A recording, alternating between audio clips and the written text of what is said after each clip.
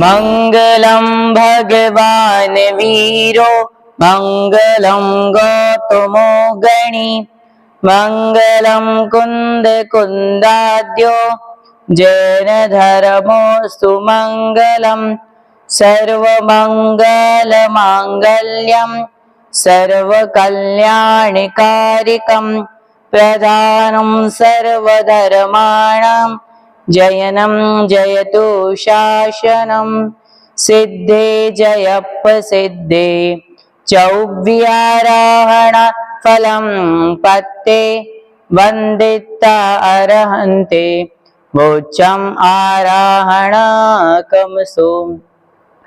जय बोले देवादिदेव 1080 बड़े बाबा आदिनाथ भगवान की जय। परम पूज्य आचार्य शिव कोटि मुनि महाराज की जय। संत शिरोमणि आचार्य भगवंत गुरुदेव विद्यासागर जी महाराज की जय। परम पूज्य आचार्य भगवंत समय सागर जी महाराज की जय। परम पूज्य निर्यापक श्रवण मुनि पुंगव सुधा सागर जी महाराज की जय। चर्चा हमारी चल रही थी, लगभग गाथा 324 तक की चर्चा हो गई थी। आइए 324 के आगे चर्चा प्रारंभ करते हैं।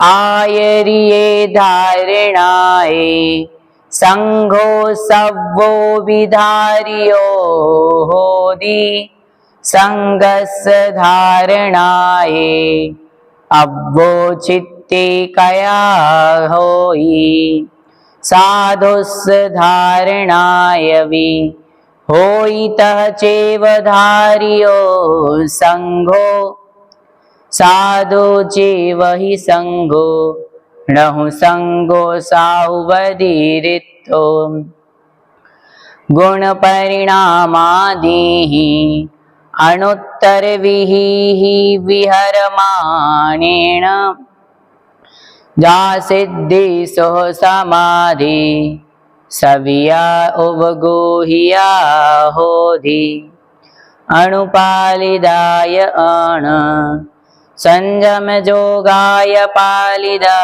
होन्ति निग्गहियाणि कसायिन दियाणि संखिल्लदाय कद। आचार्य भगवंत चर्चा कर रहे हैं। वैया वृत्ति की चर्चा चल रही थी और हम चर्चा कर रहे थे कि किस प्रकार से साधु को साधु की वैया वृत्ति करनी चाहिए। अब उसी में और वैया वृत्ति के अंतर्गत कैसे कैसे साधु होते हैं जिनकी वैया वृत्ति करनी चाहिए उसकी चर्चा चलती है। तो आचार्य भगवंत जो संघ में आचार्य, उपाध्याय, तपस्वी, शिक्षक, ग्लान, गण, कुल, संघ, साधु और मनुज्ञ, ये वैया वृत्ति की अपेक्षा से साधुओं के भेद कहे गए हैं। वैया वृत्ति में आचार्य वैया वृत्ति के महत्व को आचार्य भगवंत बतलाते हैं। आचार्य उमा स्वामी महाराज ने तत्वार सूत्र में इसको बहुत अच्छी तरीके से बताया है कि किस प्रकार से हमारे लिए उपाध्याय, आचार्य, तपस्वी, शिक्षक, ग्राण, गण, कुल, संघ, ये जो होते हैं इनकी वैया वृत्ति करनी चाहिए। आगे कहते हैं आचार्य का अर्थ धारण करने में संग धारित होता है, क्योंकि आचार्य रत्नत्रय ग्रहण करते हैं और जो साधु रत्नत्रय को धारण किए होते हैं उन्हें उनमें दृढ़ करते हैं, उत्पन्न हुए अतिचारों को दूर करते हैं। आचार्य के उपदेश ही प्रभाव से संघ संपूर्ण गुणों को धारण करता है। आचार्य के धारण से संघ का धारण होता है। आचार्य के बिना संघ संभव नहीं है और संघ धारण के बिना अभ्युदय और मोक्ष सुख का साधन जो धर्म है उस धर्मतीत का विच्छेद नहीं होता। उपाध्याय आदि समस्त कर्मों के विनाश की साधना करते हैं, इसलिए साधु शब्द से उन सभी का ग्रहण हो जाता है। धारणा का अर्थ होता है कि धर्म कर्म की शक्ति को भ्रष्ट करने के निमित्तों को दूर करके उसकी शक्ति को प्रदान करना, इसे भी वैया वृत्ति कहते हैं। आचार्य आदि में किसी एक साधु की वैया वृत्ति के गुण को बतलाते हैं। जैसे आचार्य की धारणा से संघ की धारणा होती है, वैसे ही एक साधु की धारणा से वैया वृत्ति करने से साधु संघ की धारणा होती है। एक साधु की धारणा से सब समुदाय की धारणा कैसे होगी, क्योंकि समुदाय और व्यक्ति में तो भेद है। इसके उत्तर में आचार्य भगवंत बतलाते हैं कि साधु ही संघ है और साधुओं से भिन्न कोई संघ नामक वस्तु नहीं है। समुदाय और उसके अवयव व्यक्ति कथनचित अभेद है, यह गाथाओं द्वारा माना गया। इस प्रकार की चर्चा हमने पूर्व की कक्षा में भी थोड़ी सी की थी। अब आचार्य भगवंत आगे और समाधि की चर्चा करते हैं। यहाँ पे तो आचार्य भगवंत ने ये बताया कि आप आचार परमेष्टि की वैयावृत्ति करते हैं तो संपूर्ण संघ की वैयावृत्ति हो जाती है। यदि एक संघ के साधु की भी वैयावृत्ति करते हैं तो सभी की वैयावृत्ति होती है, क्योंकि वह साधु संपूर्ण धर्म को धारण करने वाला है। आगे कहते हैं सिद्धि सुख में चित्त की एकाग्रता को समाधि कहते हैं।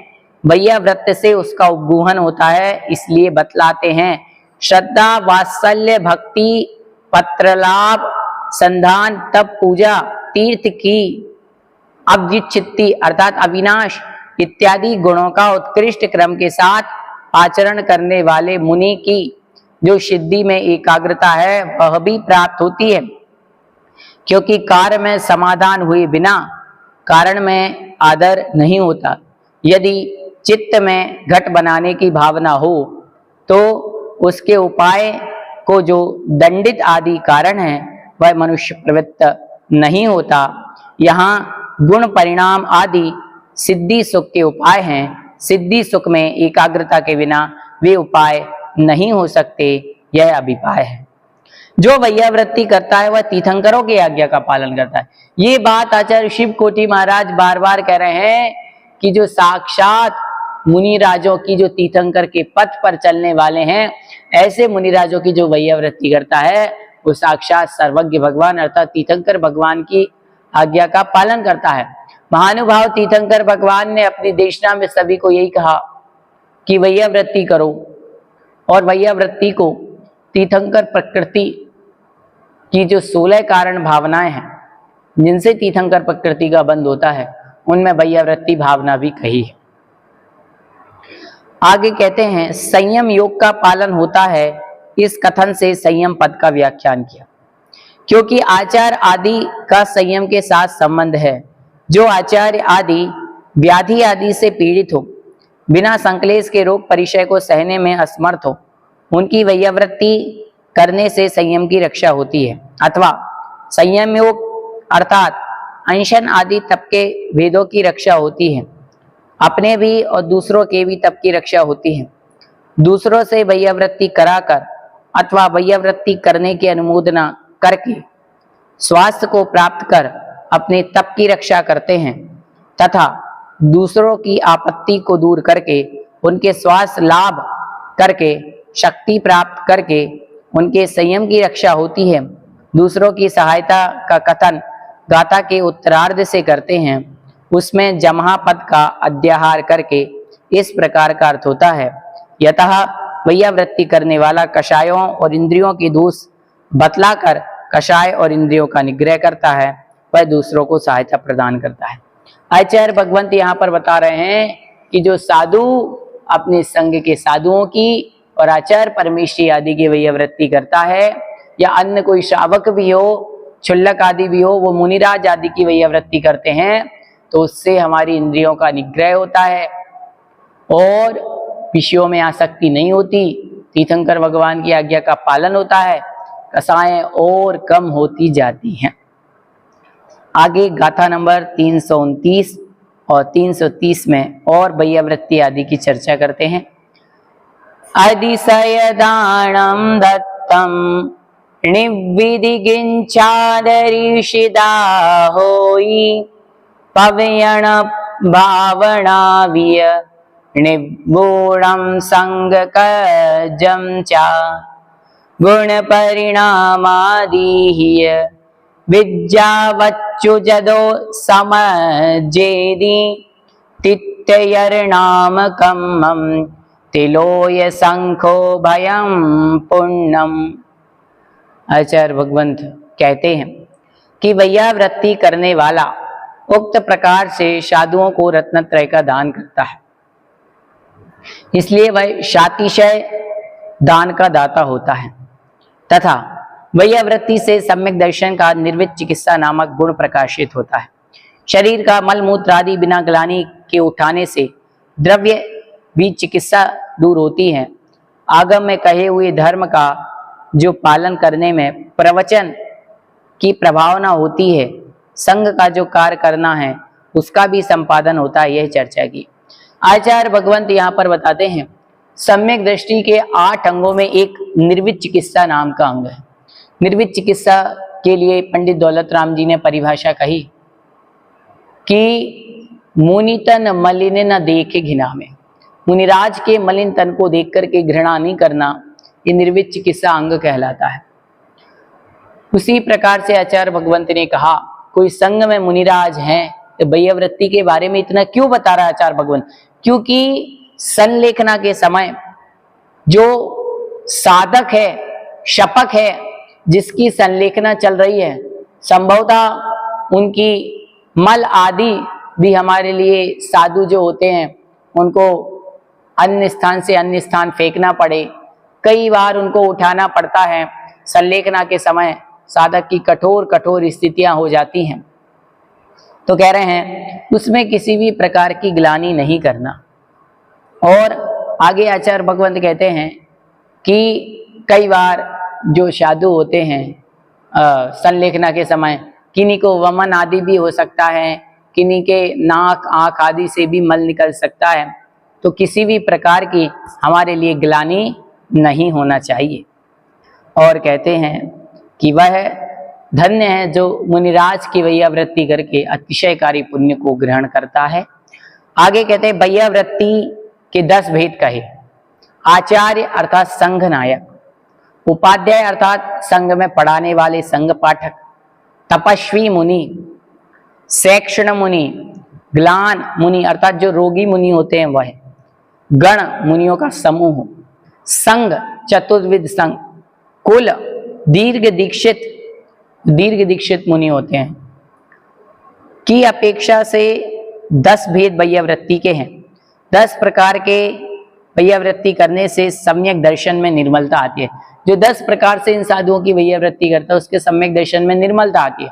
आचार्य परमेष्टि की वैयावृत्ति करना, उपाध्याय परमेष्टि की वैयावृत्ति करना, जो संघ में बहुत तपस्या करने वाले मुनि है, खूब उपवास करने वाले मुनि, उनकी वैयावृत्ति करना, जो साधु संघ में सभी को शिक्षा देते हैं उनकी वैयावृत्ति करना, जो साधु संघ में रोगी हैं, किन्हें पीड़ा हो रही है, कई मुनिराज को क्या होता है शरीर पर मान लो फफोले हो गए या फुंसियां हो गई या किसी प्रकार की चोट लग गई, खून आदि निकल रहा है, कुछ भी हो रहा है, तो हमारे लिए उनकी वैयावृत्ति करना, रोगी साधु की, बीमार है, आहार आदि बड़ी कठिनता से होते हैं, आहारों में बड़ी वेदना होती है उनको, तो उनकी सेवा करना, मुनियों का समूह जो संपूर्ण मुनि हैं उनकी व्यवस्था बनाना, उनके लिए वसतिका आदि की व्यवस्था देखना, लघु संघ का सोच आदि किस स्थान पर है वो मुनिराज के लिए वहां पर ले जाना लाना।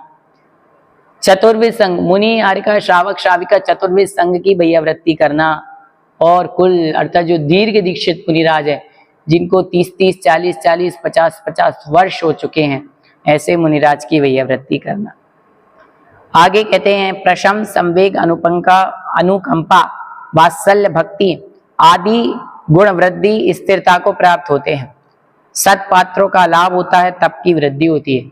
अर्थात जो मुनि हैं उनकी वैयावृत्ति करने से क्या होता है, तो जो 4 गुण कहे गए हैं सम्यक दर्शन के लिए, प्रशम संवेग अनुकंपा आस्तिक्य, निश्चित रूप से इन गुणों में वृद्धि होती है।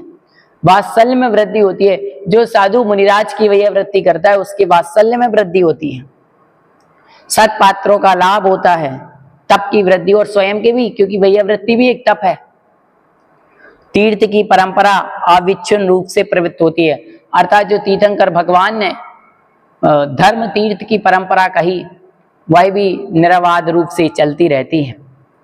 चेतन के गुणों का विकास होता है और संसार में ख्याति आदि होती है, यशा कीर्ति विनय क्षमा मार्दव आर्जव आदि गुणों की प्राप्ति होती है। जो साधु वैयावृत्ति स्वयं की समाधि के लिए परम सहायक कारण है। तीर्थंकरों की आज्ञा का पालन, अंतरंग तप की प्राप्ति वैयावृत्ति करने वाले को सहज उपलब्ध करे। अंतरंग तप वैयावृत्ति करने वालों के सहज हो जाता है। निश्चित रूप से जो तीर्थंकरों की आज्ञा का पालन करके वैयावृत्ति करता है उसका कल्याण होता है। वैयावृत्ति करने वाला तीनों लोकों में पूज्य तीर्थंकर जैसे पद को प्राप्त करता है। आप बताओ कितनी बड़ी बात आचार्य भगवंत ने कह दी कि जो भैया वृत्ति करता है वो निश्चित रूप से तीर्थंकरों जैसे पुण्य को प्राप्त अर्थात वह तीर्थंकर बन सकता है। भगवान सर्वज्ञ देव, तीर्थंकर भगवान, आदिनाथ भगवान सभी ने एक ही बात कही है कि जो निश्चित रूप से अभी जो इसमें 10 प्रकार के भैया वृत्ति के विध बताए, जो चतुर्विध संघ की मुनि यारिका श्रावक श्राविकाओं की भैया वृत्ति करता है, वह भैया वृत्ति का पुण्य इतना होता है कि निश्चित रूप से वो तीर्थंकर बन सकता है। अतः जो आत्म कल्याण में अपने इच्छुक हैं, ऐसे भव्य जीव को गुण समूह से युक्त मुनिराजों की भैया वृत्ति करना चाहिए। अब भैया वृत्ति के फल को बताते हैं कि भैया वृत्ति का फल क्या है। भैया वृत्ति में तत्पर जो साधु गुण परिणाम आदि कारणों के द्वारा तीर्थंकर नामक पुण्य कर्म का बंध करता है, जो तीनों लोकों में हलचल पैदा कर देता है। अर्थात कह रहे हैं कि तीर्थंकर नाम कम्मम, तीर्थंकर प्रकृति का वो बंद करता है। कौन? वह बंद करता है जो निश्चित रूप से भैया वृत्ति के परिणाम करता है, भैया वृत्ति के भाव करता है। तो भैया वृत्ति में जो साधु लगा हुआ है, सब मुनिराजों की सेवा कर रहा है, संघ की सेवा कर रहा है, जो दीर्घकालीन दीक्षित मुनिराज है उनकी सेवा कर रहे हैं, निश्चित रूप से वो भैया वृत्ति तीर्थंकर नाम कर्म के पुण्य का बंद कराती है।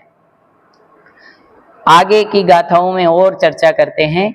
ए दे गुणा महल्ला विद्या बच्चू जदस बहुयाय अपट्ठिदो हूँ जायदी संजायम चेव कुबंतो वज्जे अपमत्ता अज्जा संसग मग्गी विस सरिसिम अज्जानुचरो साधु लहदी अकितिम चखु आचीरेण। आगे एक दो गाथा और हैं, उसको भी पढ़ लेते हैं। काये पातिनी का रक्षा यशो रक्ष्यम पातियत नरः पतित कायोपि यशः कायेन धार्ययते थेरस्सवि तव शिष्यस् वि बहुस्स सुदस्स विपमाण बोधस्स अज्जा संसज्ञिये जन पण्यम भवे जादी।